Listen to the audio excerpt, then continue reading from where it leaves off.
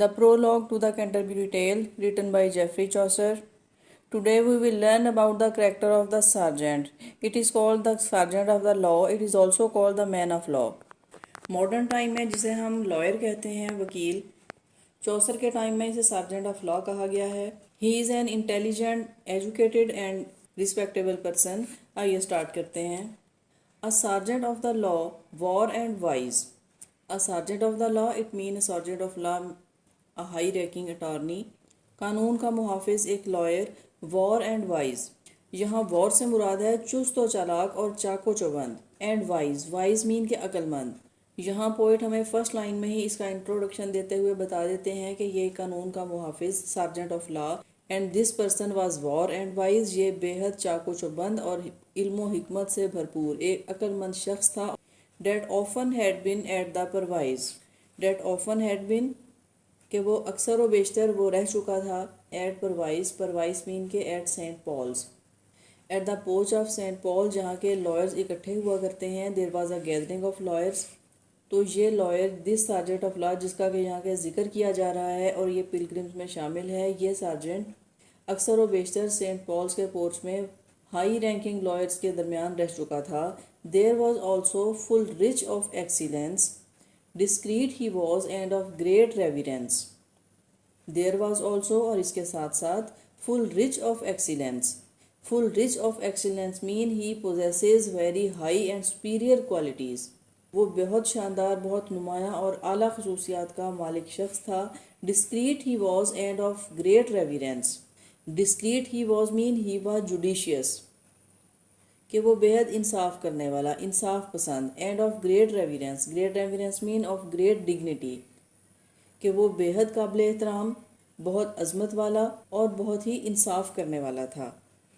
He seemed such, his words were so wise. He seemed सच, कि वो ऐसा ही दिखाई देता था. His words were so wise, और उसके अल्फाज, उसकी बात, उसके अल्फाज वर सो वाइज, हिकमत से भरपूर हुआ करते. ऐसा लगता था कि वो हिकमत से भरपूर है, बेहद डिग्निटी और अजमत वाला शख्स है और इंसाफ करने वाला है, कि उसकी बातें और उसके अल्फाज, उसका हर लफ्ज़ हिकमत से भरपूर होता. Justice he was full often in एसाइज. Justice he was mean कि वो जस्टिस, वो जज रह चुका था, कि वो full often, full often mean अक्सर व बेशतर, कि ऐसा फ्रीक्वेंटली हुआ करता था कि उसको जस्टिस यानी कि एक जज मुकर्रर किया जाता. इन एसाइज, एसाइज का मतलब है हाई कोर्ट. मॉडर्न टाइम में जिसे हम सुप्रीम कोर्ट भी कह सकते हैं, मेडिवल एज में इसको एसाइज कहा गया है. कि ये सार्जेंट ऑफ लॉ, जो कि एक लॉयर है, ये इस कदर डिग्निफाइड है और इल्म हिकमत से भरपूर है कि इसको अक्सर व बेशतर हाई कोर्ट में जस्टिस के हुदे पर मुतय्यन किया जाता रहता है. By patent and by plane commission. By patent mean by royal appointment, के बादशाह की जानिब से. And by plane commission, by plane commission mean with full jurisdiction, कि इसको कानूनी तौर पर और बादशाह की जानिब से अक्सर व बेशतर सुप्रीम कोर्ट में जज के अहदे पर फाइज रह चुका है. For his science and for his high renown, और ऐसा इस वजह से है. फॉर हिज साइंस, यहाँ साइंस से मुराद है knowledge, knowledge and wisdom. It mean ये अपने इल्म और हिकमत की वजह से. And for his high renown, high renown mean his excellent reputation, कि अपने नाम और अपनी शोहरत की वजह से, कि ये अपनी एक्सीलेंट रेपुटेशन, अपने नाम, अपनी शोहरत और अपनी साइंस यानी कि इल्म व हिकमत की वजह से ऐसा हुआ है कि ये मुतअद्दिद बार बादशाह की जानिब से कानूनी तकाज़ों के मुताबिक सुप्रीम कोर्ट में जज के अहदे पर फाइज रह चुका है. Of fees and robes had he may own, so great a purchaser was know where known. इसका मतलब है कि उसकी ग्रांट्स, उसके पे checks, had he may own, जो कि वो ओन करता है, जिसका कि वो राइट रखता है. सो ग्रेट अ परचेज़र, परचेज़र मतलब है ख़रीदार, परचेज़ करने वाला. So great a purchaser was know where known, कि इसके जैसा परचेज़र, इतना बड़ा परचेज़र, इतना बड़ा ख़रीदार, कि इतनी बड़ी ख़रीदारी करने वाला यहाँ कोई दूसरा परचेज़र नहीं था. जैसा कि ये सार्जेंट ऑफ लॉ, के ये लॉयर अपने प्रोफेशन में इसने ना सिर्फ नाम कमाया है बल्कि ये एक बड़ी इनकम हासिल करता है. इसके साथ साथ he is very much acceptable in society, इसे पसंद किया जाता है, इसकी एक नेक शोहरत है और ये अपने प्रोफेशन में बेहद सक्सेसफुल है. और ये इतना बड़ा परचेज़र है कि इससे बढ़कर कोई दूसरा ख़रीदार इसके मुकाबले का नहीं है. اور ہمیں یہ بھی پتہ چلتا ہے کہ وٹ ڈیڈ ہی پرچیز، آخر وہ کیا چیز ہے جو وہ بہت بڑی تعداد میں پرچیز کرتا ہے، تو اٹ از لینڈ، یہ لینڈ کو بائی کرتا ہے، اٹ از لینڈ بائر، یہ زمین کا بہت ہی بڑا خریدار ہے، یہ لینڈ کو اون کرتا ہے۔ In medieval age noble class was land owners, ہم جانتے ہیں کہ انگلینڈ کی نوبل کلاس لینڈ اونرز تھی، and lawyer was a respectable profession, لیکن یہاں یہ لائر اپنے پروفیشن کے تھرو لینڈ پرچیز کرتا ہے اور اس طرح سے یہ نوبل کلاس میں اپنی جگہ بناتا ہے، ہائی کلاس اور نوبل کلاس میں انٹر ہونے جا رہا ہے۔ اس کے بعد اس کے ڈیسینڈنٹ، اس کی آنے والی نسلیں، یقیناً وہ لوگ لینڈ اونرز کہلائیں گے، and in this way he is going to enter in the noble and high class through his profession. اس کے بعد پوئٹ ہمیں یہ بتاتا ہے all was fee simple to him in effect his purchasing might not win in fact۔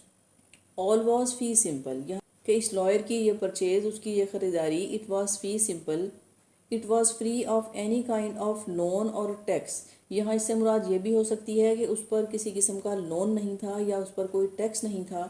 it was unrestricted possession to him، کہ وہ جو بھی پرچیز کیا کرتا وہ انریسٹرکٹیڈ ہوتی اور بہت ہی کلیئر ہوتی۔ اور اس کے بعد his purchasing might not be in fact، اس کی یہ پرچیز یعنی کہ وہ لینڈ جو یہ بائی کرتا تھا یہ مکمل طور پر اس کا مالک ہوا کرتا۔ all it was very clear and legal، nowhere so busy a man as he there was and yet he seemed busier than he was۔ یہاں اس کی عادات کے بارے میں بتایا گیا ہے کہ ہیبٹس وہ کس طرح سے دکھائی دیتا تھا، تو پوئٹ ہمیں یہ بتاتے ہیں کہ نو ویئر سو بزی اے مین، کہ اس کے جیسا مصروف آدمی، کہ ایسا بزی پرسن کہیں دوسرا نہیں تھا، ایز ہی دیر واز، جیسا کہ وہ تھا۔ گروپ آف پلگرمز میں، کہ جہاں سب لوگ ایک پلگریمیج پہ جا رہے ہیں اور ان کے پاس کرنے کے لیے کوئی بھی کام نہیں ہے، ایسے موقع پر بھی یہ سارجنٹ آف لا بہت ہی بزی دکھائی دیتا تھا، کہ اس کے جیسا بزی اور مصروف شخص دوسرا کوئی نہیں تھا۔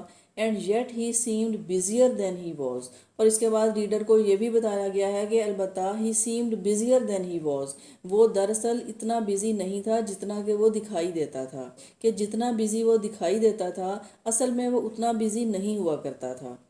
In terms had he case and dooms all that from the time of King William were fall. اس کا مطلب ہے کہ وہ تمام تر کیس، اٹ مین کے مقدمات، اینڈ ڈومز کا مطلب کہ فیصلے، آل دا ڈیسیژنز، کہ وہ تمام مقدمات اور ان کے فیصلوں کے بارے میں جانتا تھا، کہ اسے کتابوں میں لکھے ہوئے تمام تر بڑے بڑے مقدمات اور ان کے متعلق کیے گئے فیصلے یاد تھے۔ That from the time of King William were fall, اور کس وقت سے؟ کنگ ولیم کے ٹائم سے، مطلب ہے کہ اسے تقریباً 300 سال پہلے تک کے تمام مقدمات اور ان سے متعلقہ فیصلے سے یاد تھے۔ وہ اپنے پروفیشن اور اپنے نالج پر پوری طرح سے کمانڈ رکھتا تھا۔ There too he could indict and make a thing, there could no weight pinch at his writing۔ There too he could indict، کہ وہ کمپوز کر سکتا تھا، وہ لکھ سکتا تھا، and made a thing، ایک لیگل ڈاکومنٹ، کہ وہ جانتا تھا کہ ایک لیگل ڈاکومنٹ قانونی تقاضوں کو پورا کرتے ہوئے وہ کس طرح سے ایک تحریر لکھ سکتا ہے۔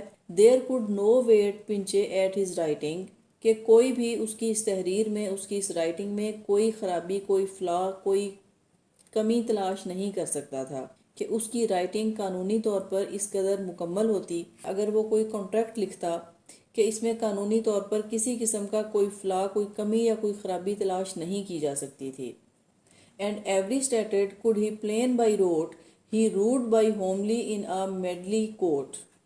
And every stated کا مطلب ہے کہ ہر قانون، could he plain by rote، by heart اس کو یاد تھے، کہ اسے زبانی یاد تھے، اسے بائی ہارٹ وہ یاد تھے، اسے قانونی نقطے کتابوں سے دیکھنا نہیں پڑتے تھے یا وہ تلاش نہیں کرتا تھا، وہ تمام نقطوں کو بائی ہارٹ جانتا تھا، اسے وہ سب کے سب یاد رہتے تھے۔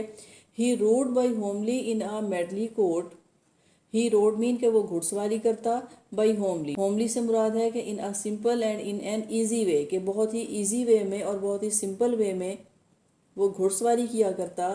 ان آ میڈلی کوٹ، میڈلی کوٹ سے مراد ہے کہ ملٹی کلرز کے، پارٹی کلرز کے، ملٹی کلرز کا کوٹ پہنے ہوئے، کہ یہ ایک ملٹی کلر کوٹ پہنے رہتا۔ گٹ with a saint of silk with bars small, گٹ with a saint of silk, اس سے مراد ہے کہ ایک ریشمی بیلٹ، اور اس کوٹ پر ایک سلک یعنی کہ ریشم کی ایک بیلٹ اسے ٹائی کیے ہوئے رہتی ہے، گرڈڈ جس کو کہ اس کو فکس کیا جائے، اینڈ اسمال سٹرپس، اور اس بیلٹ پر اسمال سٹرپس ہوتی ہیں یعنی کہ چھوٹی چھوٹی پٹیاں ہوا کرتی۔ Of his array tell I no longer tell. اور اس کے بعد لاسٹ لائن میں پوئٹ ہمیں یہ بتاتے ہیں کہ میں اس کے لباس کے بارے میں اس سے زیادہ کچھ نہیں بتا سکتا. آلدو چوسر اس کریکٹر کو بہت ہی سمپل وے میں بیان کرتے ہیں، لیکن ایک ریڈر کو یہ سمجھنے میں مشکل نہیں ہوتی کہ چوسر کا بیان کردہ یہ لائر نہ صرف ایک انٹیلیجنٹ اور ریناؤنڈ پرسن ہے، اور وہ اپنے پروفیشن سے ہی بہت اچھی ارننگ کرنا جانتا ہے. اس کی اینول انکم اور اس کی ارننگ اتنی زیادہ ہے کہ اس ایریا میں اس سے بڑا کوئی بھی دوسرا لینڈ پرچیزر نہیں ہے، اور اس کا یہ لین دین قانونی طور پر اتنا کلیئر ہے کہ جس پر کوئی بھی انگلی نہیں اٹھا سکتا. This character is a clear contrast with